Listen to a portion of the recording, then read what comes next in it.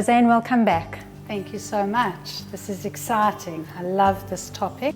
To let our viewers know that today we are discussing all about sugars and refined sugars. This is a topic that I get many questions about. People are very confused as to whether to include sugars and carbohydrates in their diet and what is okay and what should we eat less of. Is this something that you ever come across? For me, it's very confusing to differentiate between carbohydrates that we spoke about earlier that become sugars and which are the sugars that are good for me to include. Okay, so let me do my best today to put you at ease with how to include carbohydrates and sugars in the diet, what to include more of and what to include less of.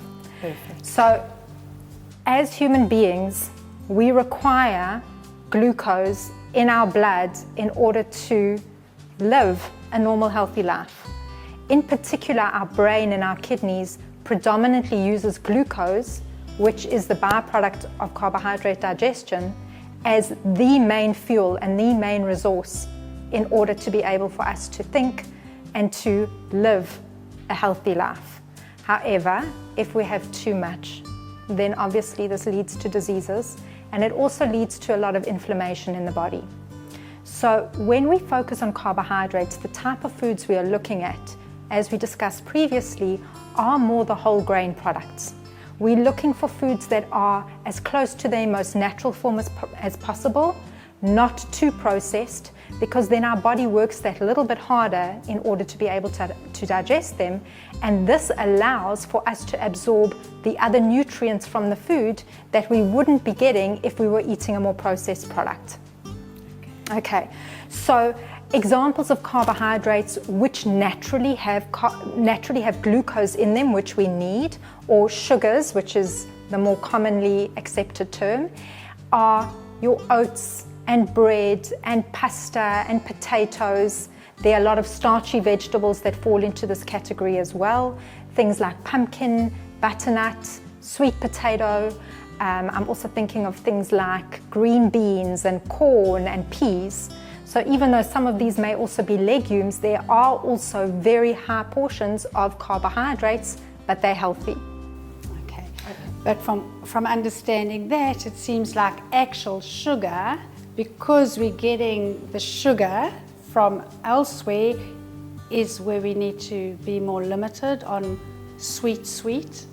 Okay, so it's the added sugars to our diet that we need to pay attention to. These are the ones that cause the biggest problem with disease risk and with illness. When we are eating and too much of refined sugars, which come in adding actual teaspoons of sugar, whether it's white or brown, onto foods, whether it's coconut sugar or cane sugar, it all has an impact on our final blood sugar level. And what this does is that it increases inflammation in the body.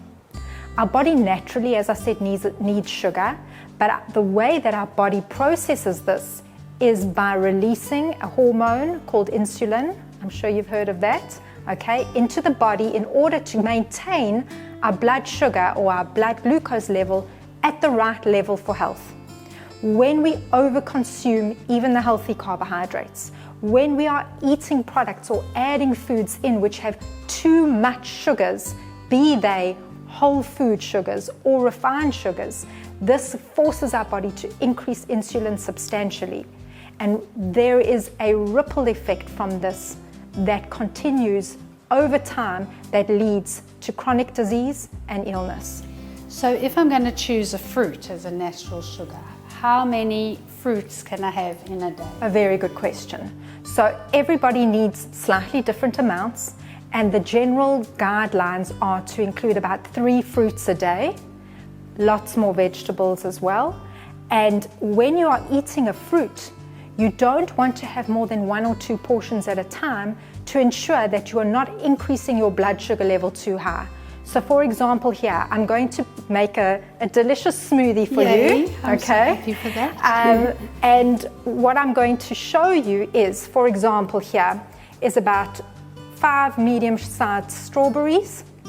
Okay, we're going to add that into there. I've chopped up a banana here. So I haven't chopped up the whole one. Here again, a smaller banana is ideal, or about 2/3 of a normal sized banana. And that is about 1 cup of fruit together, which is the maximum amount of fruit that you should be eating all at once. Okay. We are now going to add some extras in. Okay, a little bit of water. You can choose to add milk or not, depending on whether you prefer to have it a dairy option or not. This is actually an almond milk, so it's more of a vegan choice. It's an unsweetened almond milk, so there's no added sugar to that as well. We add a little bit of that in. Okay. Then, in order to keep up with our previous discussion about adding some healthy fats, I'm going to include some unsweetened peanut butter. So about a teaspoon of that. Here again, we don't want to overdo the fats either. Then I'm going to add my very, very healthy omega-3 fatty acids in the form of chia seeds. Again, just 1 teaspoon. And finally, I'm going to put some ice in. And we're now going to blend it all together.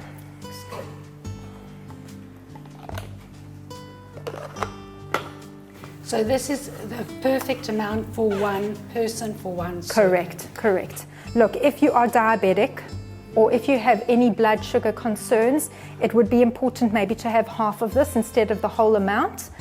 But let's have a look. Right. Are you ready? This is going to make a bit of noise.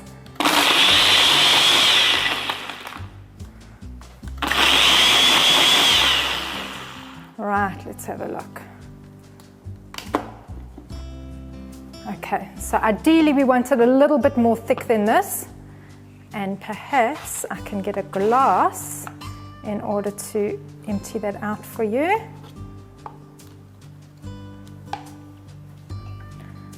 Okay, so I'm going to let you try this. Now we haven't added any added sugars in. This is purely the fruit sugar.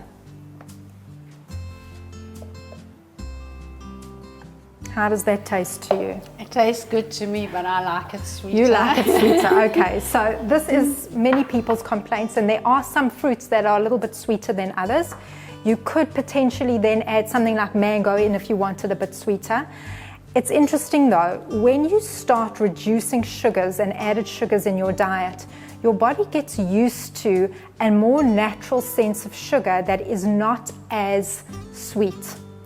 And this perhaps is also a sign, not that I'm saying you're not healthy, but a sign of us being so much more used to an overly sweet taste. And one of the keys with eating in a more healthy way is to get used to a true natural taste of sugar that is not too sweet.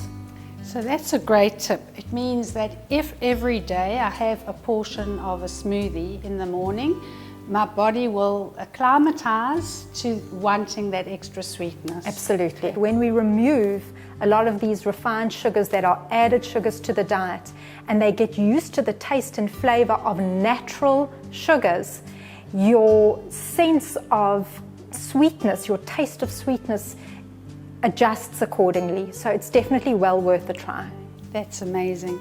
Justine, is this as a snack in between, or it's considered a meal? Okay, so this would definitely be more of a snack. However, there are some people who find it a bit more difficult to eat first thing in the morning, and for them this would be a great option. What I would perhaps encourage is adding a oats or something like that together with it in order to give better energy going forward for the day.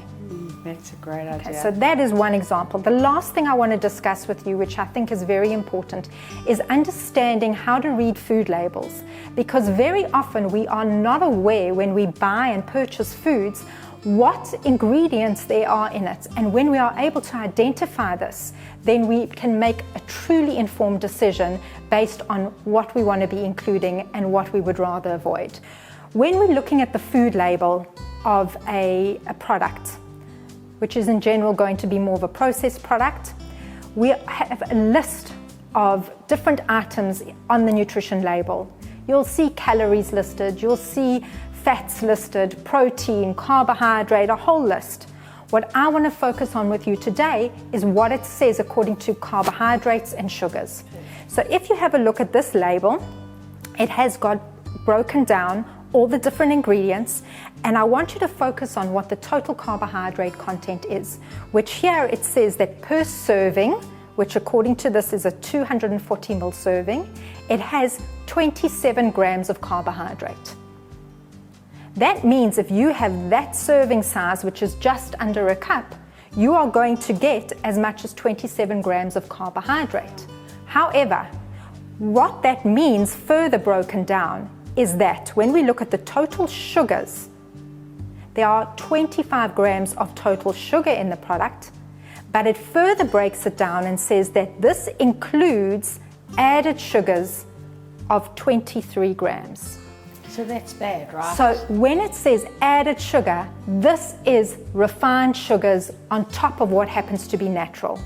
You want to try and choose a product that has mainly natural carbohydrates in it with very little added sugar to the product. Okay, that's one example. Another way to look at a food label, if perhaps it doesn't have this all broken down correctly, is the list of ingredients. So the manufacturers, by law, are meant to include in the list of ingredients in order of the largest concentration to the smallest concentration in the product of what the ingredients are. So the main item in a product will be listed first, and the smallest component will be listed last. Okay, good to know. How do you check to see whether there is a high sugar content? Typically, if it is listed in one of the first 3 ingredients, it is very high in sugar. Unless there are only 3 ingredients and you can see according to the nutrition label that it's a small amount, then you can play around with that. Right. But in general, if there are these ingredients listed in highest proportions and sugar is one of them, you know this is something to stay away from. So what we are looking for from a health point of view is including your whole grain carbohydrates, your more whole foods when it comes to starches, fruits, vegetables, which all contribute to your sugars that your body needs. Legumes, which we've discussed before, also fall into that category. And what we're trying to move away from is adding refined sugars into our diets.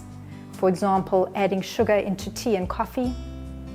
I'm not sure how much you use, but one thing that I try, and it's still in my clients, is that if they're adding 2 or 3 teaspoons of sugar into tea or coffee, that they just reduce it by 1 teaspoon to start. And then another 1 teaspoon as they get used to that slightly lower taste of sweetness.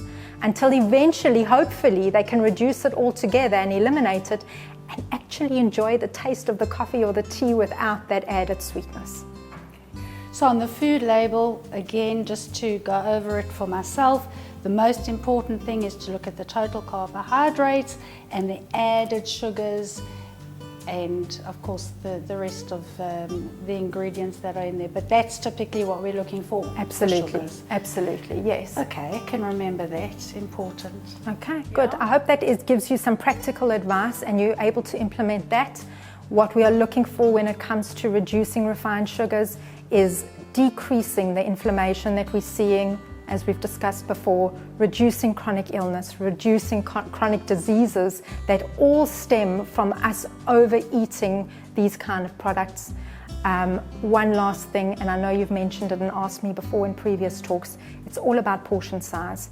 Even healthy foods in excess can put stress and strain on the body, so it's important to understand how much is right for you and your body, and that really then helps you to balance and moderate your health the best way possible. Justine, this is so valuable. I really, really thank you. It's my pleasure. And I'm going to put it into good use. Wonderful. And appreciate it. My pleasure. Thank you. Okay.